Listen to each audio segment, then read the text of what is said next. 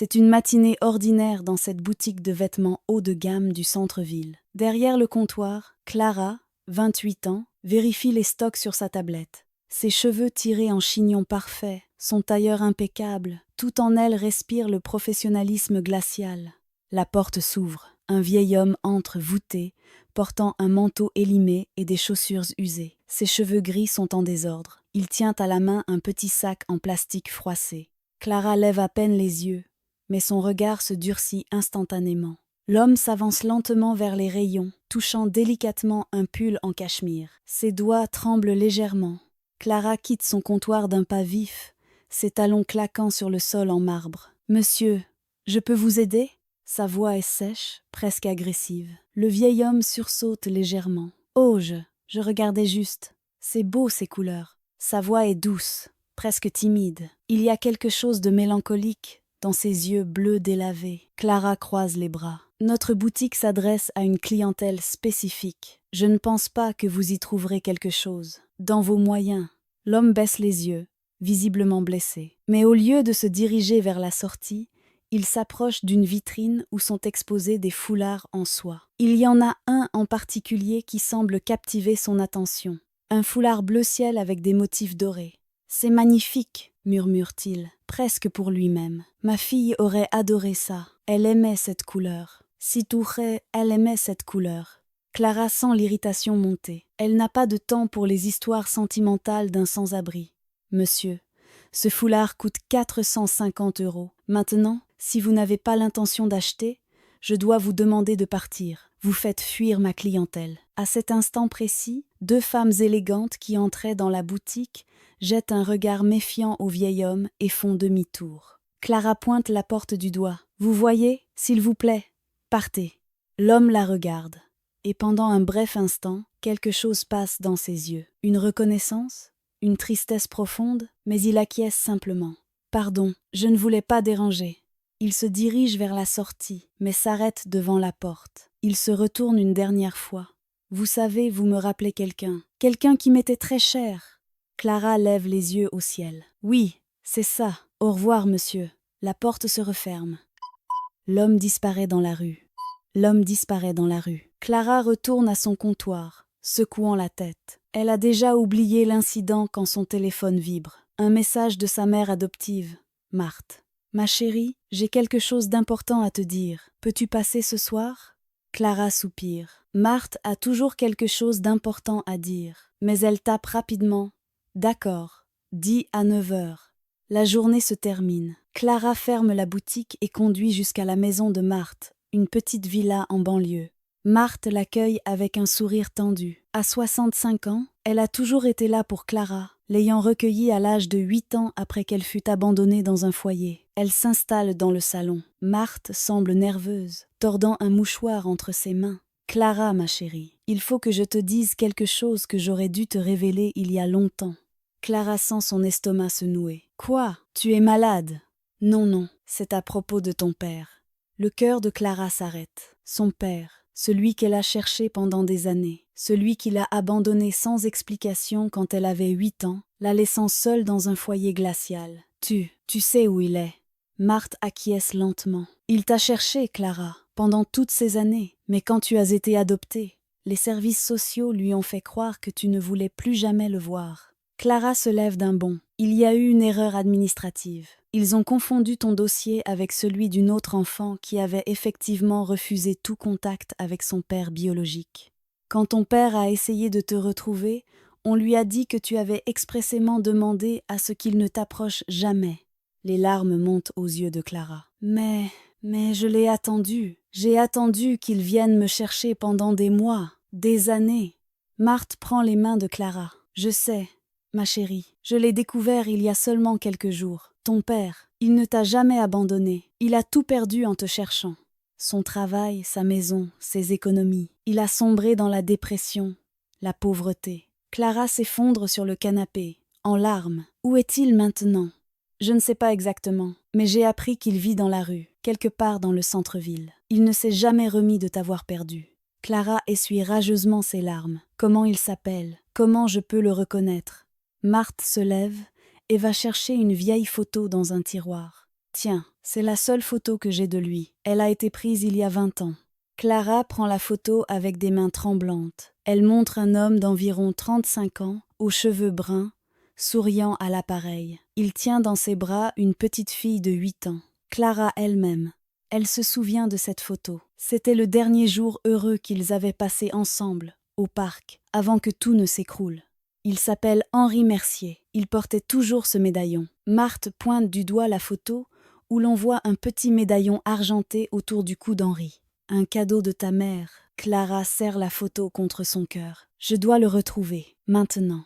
Les jours suivants, Clara transforme sa routine. Chaque matin, avant d'ouvrir la boutique, elle parcourt les rues du centre-ville, scrutant chaque visage, chaque silhouette.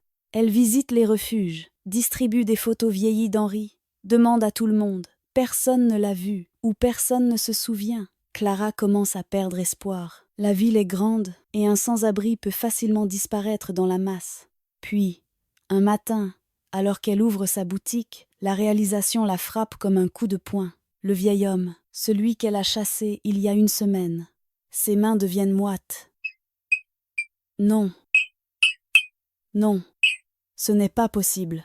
Elle sort précipitamment son téléphone et zoome sur la vieille photo. Les yeux, ses yeux bleus. Le vieil homme avait les mêmes yeux. Oh mon Dieu, non. Elle ferme brutalement la boutique, laissant un panneau fermé pour urgence sur la porte. Elle court dans les rues, cherchant frénétiquement. Elle retourne à tous les endroits qu'elle a déjà visités, montrant maintenant une description plus précise. Un homme âgé, cheveux gris, manteau élimé, yeux bleus. Une femme qui tient un café ambulant hoche la tête. Ah oui, Henri, il vient parfois, mais je ne l'ai pas vu depuis quelques jours. Henri? Clara sent son cœur bondir. Oui, c'est un gentil monsieur, très poli, toujours un mot gentil. Il dort souvent sous le pont de la rue Marceau. Clara court jusqu'au pont. Sous les arches, elle trouve quelques cartons, une vieille couverture, mais personne. Elle attend, des heures, la nuit tombe. Enfin, elle le voit. Une silhouette voûtée qui s'approche lentement, tenant son petit sac en plastique. Clara se lève d'un bond, le cœur battant à tout rompre. Quand l'homme arrive sous le pont et allume une petite lampe de poche, elle voit son visage. « Papa ?» Sa voix sort comme un murmure étranglé. L'homme lève les yeux, surpris. La lumière de la lampe éclaire le visage de Clara. Il la dévisage, incrédule. Ses mains commencent à trembler. « Clara ?» Il laisse tomber son sac. Des larmes coulent sur ses joues ridées. « C'est vraiment toi ?» Clara s'avance, les larmes ruisselant sur son visage. « Papa, c'est moi.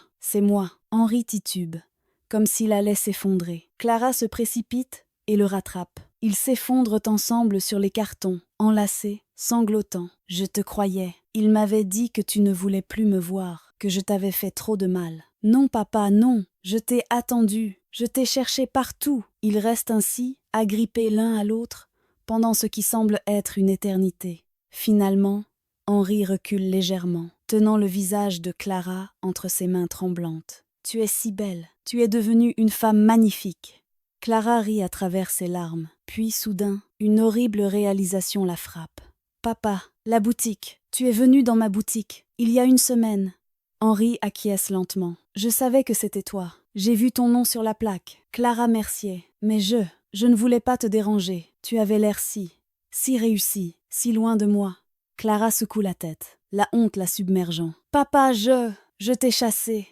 Je t'ai traité comme... Mon Dieu, qu'est-ce que j'ai fait ? » Tu ne savais pas. Non, ce n'est pas une excuse. J'ai traité un être humain, mon père, comme s'il n'était rien, comme s'il ne méritait même pas de respirer le même air que moi. Elle pleure maintenant de honte et de douleur. Henri la serre contre lui. « Chut, ce n'est pas de ta faute. Le monde nous apprend à juger les gens sur leur apparence. Je comprends. Non, tu ne devrais pas comprendre. Je suis ta fille, et je t'ai traité comme de la saleté. » Clara ramène Henri chez elle cette nuit-là. Elle prépare un bain chaud, trouve des vêtements propres, prépare un vrai repas. Pendant qu'Henri mange lentement, savourant chaque bouchée, comme si c'était la première fois qu'il mangeait depuis des semaines, et c'est peu. Être le cas, Clara l'observe, le cœur brisé. Elle voit les cicatrices de la vie dans la rue sur son visage, ses mains abîmées, la maigreur de son corps. Chaque ride, chaque marque raconte une histoire de souffrance. « Papa, pourquoi tu ne m'as pas dit qui tu étais ? Dans la boutique ?» Henri pose sa fourchette. J'avais peur, peur de ta réaction. J'avais tellement honte de ce que j'étais devenue. Je voulais juste te voir, même de loin, voir que tu allais bien. C'était suffisant. Suffisant, papa. J'ai passé 20 ans à te chercher, à me demander pourquoi tu m'avais abandonnée. Je sais, et je suis désolée, mais quand ils m'ont dit que tu ne voulais plus me voir, j'ai pensé que c'était parce que je t'avais déçu, que j'étais un mauvais père. Clara prend ses mains dans les siennes. Tu n'as jamais été un mauvais père, jamais. Tu étais tout pour moi. Henri sourit faiblement. De son manteau, il sort le médaillon argenté. Il est terni, cabossé, mais toujours là. Je ne m'en suis jamais séparée. C'était tout ce qui me restait de ta mère et de toi. Il ouvre le médaillon. À l'intérieur, une minuscule photo de Clara enfant et de sa mère. Clara éclate en sanglots. Les semaines suivantes sont une période de reconstruction. Clara installe Henri dans son appartement, l'emmène voir des médecins, lui achète des vêtements neufs. Mais plus important encore, elle change. Un matin, elle arrive à la boutique avec une nouvelle perspective. Elle regarde autour d'elle, les vêtements luxueux, l'atmosphère froide et exclusive. Elle repense à tous les gens qu'elle a jugés, tous les clients qu'elle a traités avec mépris, parce qu'ils ne correspondaient pas à son idée de ce qu'un client devrait être. Elle a créé ce mur de verre et de marbre pour se protéger, pour prouver qu'elle avait réussi, qu'elle était quelqu'un. Mais en réalité, elle s'était perdue elle-même. Ce jour-là, elle retire le panneau clientèle sélectionnée de la vitrine. Elle forme son personnel différemment. Nous traitons chaque personne avec dignité et respect, peu importe son apparence. Elle commence aussi à donner de son temps. Chaque semaine, elle visite des refuges, apporte des vêtements, mais surtout, elle parle aux gens, elle écoute leurs histoires. Chaque visage lui rappelle son père. Chaque histoire lui rappelle à quel point elle est passée près de perdre la seule chose qui comptait vraiment. 6 mois plus tard, Clara ferme la boutique un soir et retrouve Henri qui l'attend à l'extérieur. Il a repris du poids, ses joues ont retrouvé des couleurs. Il porte un costume simple mais élégant qu'elle lui a offert. Ils marchent ensemble dans le parc où cette fameuse photo avait été prise, 20 ans plus tôt. Tu sais, papa, j'ai passé tellement d'années en colère contre toi, contre le monde, contre moi-même. Cette colère m'a transformée en quelqu'un que je ne reconnais même pas. Henri passe son bras autour de ses épaules. Clara s'arrête et regarde son père dans les yeux. Ce jour-là, dans la boutique, quand je t'ai chassé, c'était le plus grand cadeau déguisé en tragédie, parce que ça m'a montré qui j'étais vraiment devenue, et ça m'a donné la chance de devenir quelqu'un de meilleur. Tu as toujours été quelqu'un de bien, Clara. Tu avais juste oublié. Il s'assoit sur le même banc où la photo avait été prise. Papa, on refait cette photo? Henri sourit, les larmes aux yeux. Avec plaisir, ma fille. Clara prend un selfie de deux, souriant, les joues mouillées de larmes heureuses. En regardant la photo, elle réalise quelque chose de profond. Parfois, nous cherchons désespérément quelque chose qui est juste devant nous. Parfois, nous ne voyons pas les trésors parce que nous sommes aveuglés par nos préjugés, nos peurs, notre arrogance. Et parfois, il faut perdre quelque chose ou penser qu'on l'a perdu pour vraiment comprendre sa valeur. Cette nuit-là, de retour chez elle, Clara accroche côte à côte les deux photos, celle de 20 ans auparavant et celle d'aujourd'hui. 2 moments, 20 ans d'écart, un même amour, et entre les deux, toute une vie de leçons. Elle avait chassé un vieil homme de sa boutique, le jugeant indigne de son temps et de son attention. Ce vieil homme était son père, l'homme qui avait tout sacrifié pour elle, l'homme qu'elle avait cherché pendant 20 ans. Mais plus encore, cet homme était un miroir qui lui a montré la personne qu'elle était devenue et la personne qu'elle voulait vraiment être. Dans ce monde où nous jugeons si rapidement, où nous décidons de la valeur d'une personne en quelques secondes basée sur son apparence, ses vêtements, son statut social, peut être que nous chassons tous des anges sans même le savoir. Peut être que la personne que nous méprisons aujourd'hui est celle qui aurait pu changer notre vie demain. Ou peut être, comme pour Clara, c'est celle qui a toujours été là, attendant juste qu'on ouvre enfin les yeux.